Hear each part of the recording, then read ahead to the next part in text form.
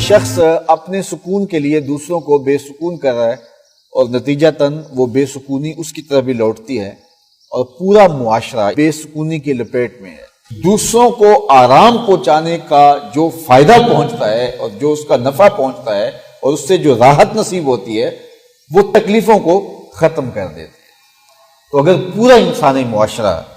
اس اصول کے اوپر اپنی زندگی گزارنے کا فیصلہ کر لیں کہ میں دوسروں کو نفع پہنچانا ہے، دوسروں کو راحت پہنچانی ہے، تو اپنے آپ کو میں تکلف میں بھی ڈال لوں گا، تو پھر اس کا نتیجہ یہ ہوگا کہ وہ خود بھی سکون اور طمانینت پائے گا اور خود بھی ایک راحت کی زندگی جو ہے وہ گزارنا شروع کر دے گا۔ ہم اپنی راحت کے لیے دوسروں کو دکھ میں ڈالتے ہیں، اپنا مال اکٹھا کرنے کے لیے لوگوں کا خون نچوڑتے ہیں، اپنی خوشیوں کے لیے لوگوں کو دکھ دیتے ہیں، لوگوں کو اذیت پہنچاتے ہیں، اپنے آرام کے لیے لوگوں کو بے آرام کرتے ہیں، اور پھر جو ہمارا مطلوبہ مقصد ہوتا ہے وہ ہمیں حاصل نہیں ہوتا۔ لیکن اگر ہم لوگوں کے آرام کے لیے اپنے آپ کو بے آرام کریں، لوگوں کو کھلانے کے لیے خود بھوکے رہیں، لوگوں کو راحت پہنچانے کے لیے خود اپنے آپ کو ضرر اور مصیبت میں ڈال لیں، اور لوگوں کا پیٹ پالنے کے لیے خود جو ہے وہ اپنے پیٹ پہ پتھر باندھ لیں، تو پھر ہماری زندگی پرسکون زندگی گزرے گی۔ اس لیے کہ جو طمانینت ہے، جو سکون ہے، وہ باہر سے نہیں پھوٹتا، وہ اندر سے پھوٹتا ہے۔ تو ہمیں یہ ایک زندگی گزارنے کا ڈھب دیا گیا ہے۔ ہمیں کہا گیا کہ گوشائے چشم سے بھی کسی کا مذاق نہ اڑاؤ، یعنی تم زبان سے کسی کو تکلیف نہیں دیتے ہو، تم کسی کو گالی گلوچ نہیں کرتے ہو، تم کسی کو پاؤں سے ٹھوکر نہیں مارتے ہو،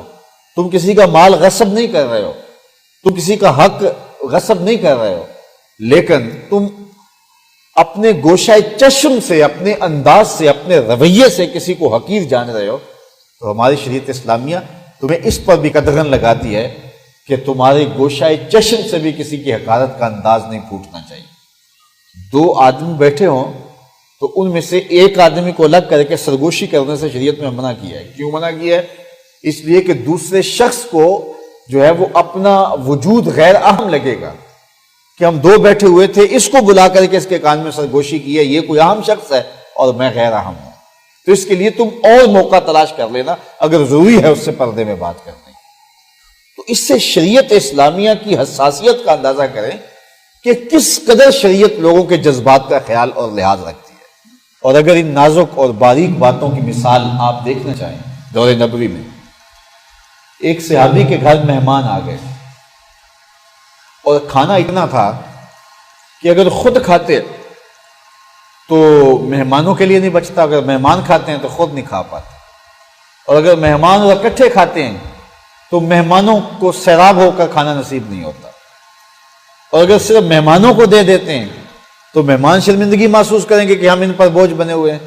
اور یہ خود بیچارے نہیں کھا رہے۔ تو انہوں نے کھانا دسترخوان پہ لگا دیا اور اپنی بیوی کو کہا کہ جب کھانا کھانے بیٹھ جائیں گے تم کسی بہانے سے اٹھنا اور چراغ الٹ دینا، پھر اندھیرا ہو جائے گا تو ہم برتن بجاتے رہیں گے، لگتا یہ ہوگا کہ ہم کھا رہے ہیں لیکن کھانا سارا مہمانوں کے لیے ہم چھوڑیں گے۔ ایسا ہی ہوا، جب کھانا دسترخوان پہ لگ گیا اور ایک ایک لقمہ اٹھایا تو بیوی کسی بہانے سے چھٹی اور چراغ الٹ دیا، چراغ بجھ گیا، تو اب مہمان کھا رہے ہیں اور یہ صرف جو ہے وہ برتن میں ہاتھ لگا کے یہ احساس دے رہے ہیں، آوازیں پیدا ہو رہی ہیں کہ یہ بھی کھا رہے ہیں، اور انہوں نے یوں مہمانوں کی تواضع کی، مہمان سیراب ہو گئے اور مہمانوں نے یہ محسوس کیا کہ ہمارے میزبانوں نے بھی کھایا۔ ان کو جو یہ احساس ہونا تھا جس سے ان کو کوئی تکلیف اور ان کی طبیعت پہ بوجھ ہو سکتا تھا، اس بوجھ کو بھی اتار دیا اور خود بھوکے رہے اور مہمانوں کو کھلا دیا اور تاثر بھی نہ دیا۔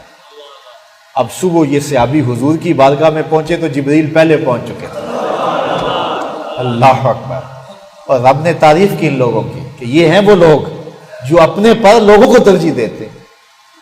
تو ہمیں کیسی ستھری اور پاکیزہ زندگی گزارنے کا حکم دیا گیا کہ ہم مخلوق خدا کے لیے کسی اذیت کا سبب نہ ہو، کسی زہر کا سبب نہ ہو۔